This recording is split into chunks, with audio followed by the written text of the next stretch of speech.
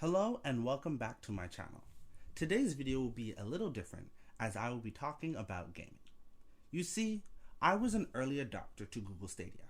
Now, I didn't go all in as I never bought the controller or dongles or the Pro subscription, as I had a plan when using it. When Stadia came out, I was very busy with work and school and trying to date, so I was too busy to be a truly hardcore gamer. The problem is that I still wanted to play top games without having to invest all the hardware, software, time, and money. Google Stadia solved these 4 problems for me. Before we get into the video today, remember to like, comment, and subscribe below, as your support would go a long way. This video is sponsored by my last video, where I explained how Twilight has the most wasteful universe, and it deserves an expansion, so remember to check that out. Anyway, back to the video. At the time of the release of Stadia on November 19th, 2019, I had a Surface Pro 3, basically a tablet as my main computer. I hadn't updated from my PS3 Slim, and I had a mid-range Android, so overall, not the greatest setup for playing the latest games. Being a student, I didn't have the financial resources, or even the space to spend $700+ on a console or gaming computer to play these games. That's if I could even get my hands on one, as even up until this day, we can barely buy a brand new PS5 at your local electronics store. Stadia solved all of this. With just a browser or the app, I had access to some of the latest games running in HD that played as well as my internet connection allowed. This helped me save a lot of money, as I just needed to invest in the actual game and a controller. With even starting at a weaker internet speed of 5 megabits per second, I was able to run Stadia on my phone, at least stably.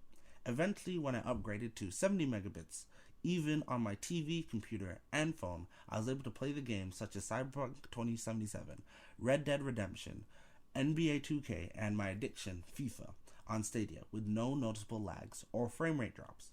Graphics look sharp on any display, and my cheap Bluetooth controller, which I got for a steal of $10, handled all my needs.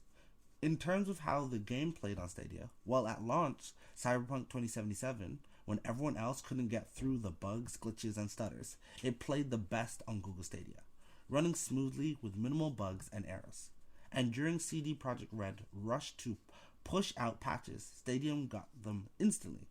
This means that I had a system that was more than capable for the best gaming consoles and competing with gaming computers. Basically, hardware-wise, it was a dream more than meeting my needs. Time. This was the most important factor when it came to why I chose Google Stadia. Most of the time, I was able to play games was traveling to school, in between classes, or quickly during a study break. This meant a lot of times it was a quick session on my phone with either Wi-Fi or on rare occasions my data, lasting about 20 minutes, maybe for the whole day. With a more traditional setup of a home console, PC, or gaming laptop, this wasn't practical, especially when I wasn't playing in areas I had a desk. Another way Google Stadia saved me time was the fact I never had to download updates or log into 50 different launchers. As I tried to transition away from Stadia, trying to download multiple games off Steam, I've had to also download the launchers, anti-cheat, and I've spent more time waiting to play than just playing, like with Stadia. Stadia always automatically downloaded the newest update in the cloud, so it literally was a plug-and-play system.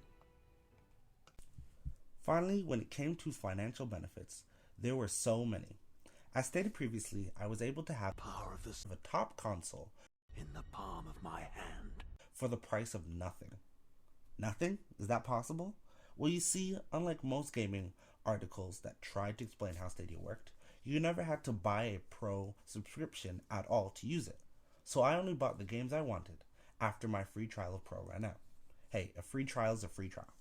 Now, Stadia Pro did come with 4K gaming, which yes would be nice and was kind of annoying, but since I was playing these games in quick bursts of 20 minutes, I wasn't exactly focused on getting the highest quality of gaming experience, especially when it looks so good anyways.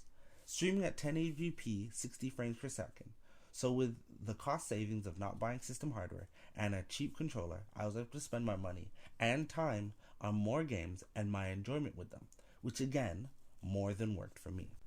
Now let's be clear, Stadia wasn't perfect because firstly, it was owned by Google. Google is known for cutting projects early when they have great ideas, but no one has adopted it yet. This loomed over me every time I got a game, as I knew this was a risk. It was extra bad as Google never helped themselves with the marketing of Stadia because there wasn't any. Google never actively promoted anything about Stadia on any platform such as YouTube, which they own. They missed major video game releases such as Grand Theft Auto 5, NBA 2K22, and others. Finally, they also didn't show up to any of the Game Awards shows or major conferences, so any news about Stadia was usually just the negative press, such as when they shut down their internal game development studio before even releasing a single Stadia exclusive, or rejecting a follow-up to the Death Stranding game exclusive to Stadia by the brilliant Hideo Kojima. All terrible business moves that resulted in Stadia's downfall. Even the basic premise of not having to pay for Pro to play the games was completely lost in translation to the consumers, because Google never bothered to tell anyone.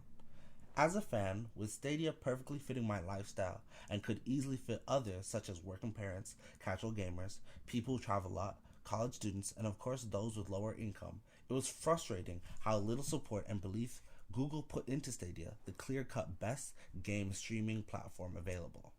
Anyway, that was my experience with Google Stadia and why I loved it.